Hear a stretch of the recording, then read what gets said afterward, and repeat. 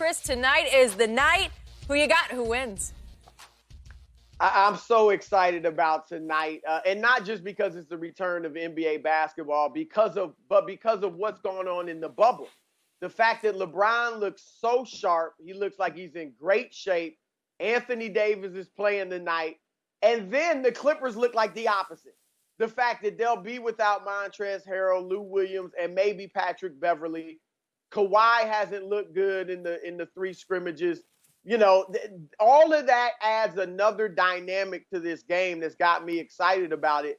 And so I'm going to say the Lakers win. But to me, the real story is this. If the Lakers don't win tonight, they got very little chance, no chance of beating the Clippers in the playoffs. I won't say no chance because of LeBron James. I'll keep a little chance with LeBron. But if they cannot beat the Clippers tonight, with Anthony Davis and LeBron James, and they're focused and zeroed in, and the Clippers are nonchalant, lackadaisical, missing their third and fourth best players who average almost 40 points a game combined. If they can't beat them tonight, they won't beat them 4 times in 7 games. It just won't happen. That would be 3 times in 4 games this season that the Clippers will have won. Twice they will have been without their full complement of players. I'm sorry, I do not see the Lakers overcoming that. We thought the game in March, right before the shutdown, was important for the Lakers to win. This one is even more important. The Lakers better take care of business tonight, or they will not beat the Clippers in the playoffs. Well, we know the Clippers always get up for the Lakers. And because we've seen them play, they get up for the Lakers and then lose by 25 to Memphis. And they lose by 40 points to another team. So we know they'll be up, even though, as you mentioned, Chris, they'll be without Lou Will. They would be without Trez Harrell. But they find a way to get up. And that's how it is. Sometimes it's like these rivalry games. Skip, you know, Washington and the Cowboys and the Giants, and they're going to get up for one another. Because we see each other and we know what we're trying to send a message, and no matter what happens, we're going to get ready to play your butt. But I think the biggest thing is the AD is going to attempt to play, and he's going to have protective eyewear. And I think the thing is because this is a sprint now. There's no more marathon where, you know, the season starts after the All-Star game. No, the season starts tonight. And so you're playing cricket. You only basically the postseason start basically in 2 weeks. And you only get 8 regular season games, and then it's full tilt. And so you're going to have to take it up. You got 3 scrimmages. And so basically now you're going from 0 to 100. I ain't worried about that. Oh, go Jay. You don't sound very confident, Shannon. You want to put something on it? You don't sound very confident at all. I'll tell you what I do, though, Chris. You love to go eat brunch. We going to brunch. Let's bet a brunch. You got the Clippers, I got the Lakers. He picked the Lakers. The Lakers will win tonight. They better win tonight. They better win tonight. Hold on. You see what he tried to do, Skip Bayless? I don't think he tried to do anything. He tried to do what you do. Well, I'm going to take the Lakers tonight, but I got the Clippers to go to the finals. I ain't going to let you do that, Chris Broussard. No, that's been my pick all year. I've picked the Clippers all year to go to the finals. I'm saying the Lakers will win tonight. And if they don't, it's doom for the Lakers in the playoffs. Never doom. I agree. Chris Broussard, I appreciate every point you made to start this segment. I co-sign every point all the way down the line, and I'll add one more. The pressure is all on the Lakers tonight. It's especially on LeBron James, who looks like a dynamo down in the bubble, and on AD, who is going to play tonight. They are going to feel the heat. The Clippers will come out and play inspired, hopeless underdog, stepchildren down in the basement kind of basketball against this team. The Lakers should win this game handily. They're 4.5-point favorites. I told Shannon, if you just look at it on paper, they should win by double digits. Shannon is predicting Lakers by 10 because I believe in the Clippers' spirit tonight.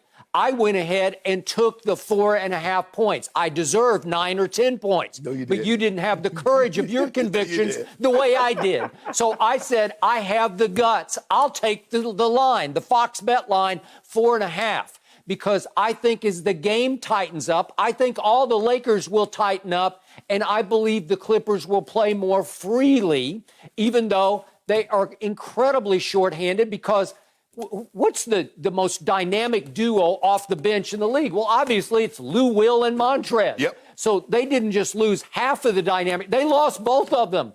They don't have their two closers. They don't have their two Mr. Fourth Quarters that they usually lean heavily upon. And all of a sudden, their depth will be tested because Patrick Beverley played in 0 of the 3 scrimmages. Landry Shamet is there also, but he played in 0 of the 3 scrimmages. I don't even know if they're worth 5 or 10 minutes tonight. So it brings me back to Kawhi Leonard. Chris, I agree with you. I've watched every minute of all 3 Clippers scrimmages.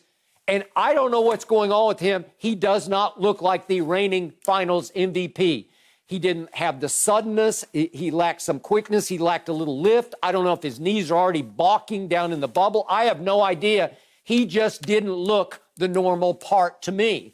Paul George looks sensational. And I think the almost 5 months did wonders for his 2 shoulder surgery. He looks like Paul George. So to me, guys are going to come off the bench for the Clippers tonight that you're not expecting, and I keep saying this, and Shannon keeps laughing at me, Joakim Noah is going to play a key role. He scoffs, and he will eat those words tomorrow because Joakim has been having 20 minutes of impact in those scrimmage games.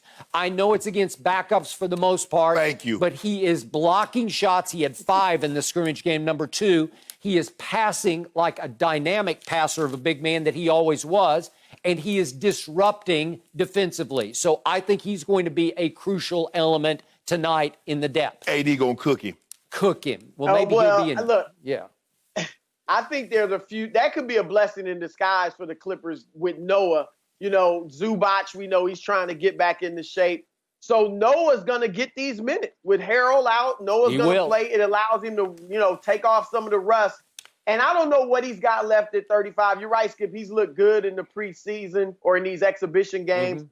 But if he does have anything left, I love his spirit.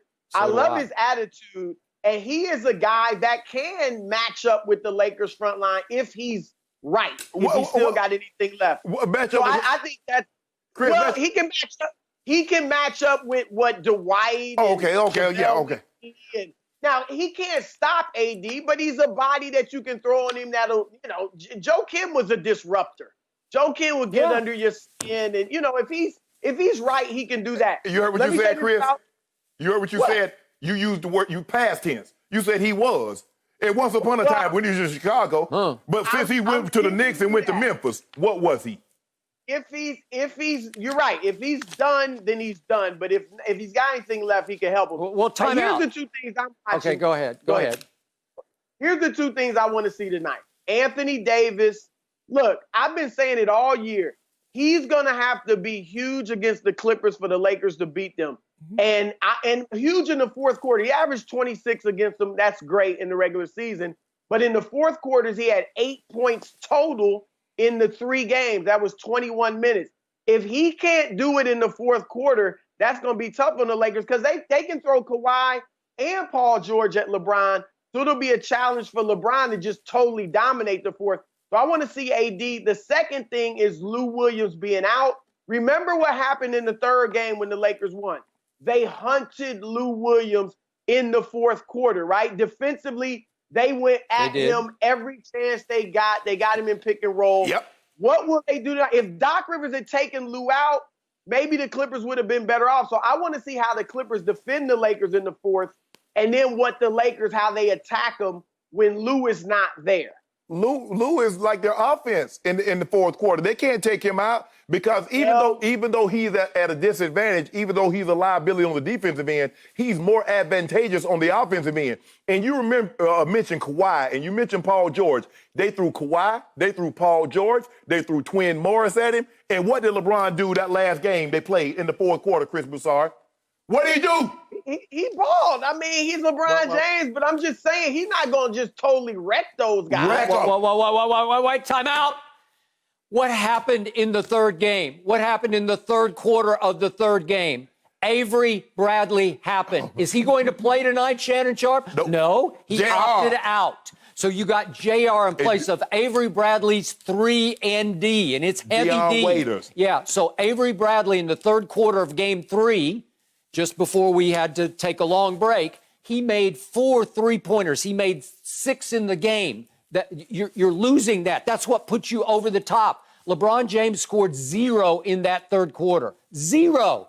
And by the way, I think tonight will look something like opening night. And in the fourth quarter on opening night, Anthony Davis, to your point, Chris, scored 0 points. And LeBron James, the king, totaled 2 points in the fourth quarter as Kawhi took it over. Pressure is mounting on LeBron and AD to do that thing tonight. As And they're going to do it. Yeah, okay. I can't believe Chris Broussard and Skip Bayless are pinning the Clippers' hope on Joakim Noah. Okay, wait a second. Oh, Joakim Noah. Wait a second. How old is LeBron James now? Help me out. 35. And how old is Joakim? 35. Okay, so 35 to 35. Joakim Noah moves like Shannon Sharpe, 52. That's what Joakim Noah looks like. You know what? Joakim put on some upper body muscle. He's got some tone now. I've never seen him look like this. Okay, we gonna see tonight. Download the all-new Fox Sports app now.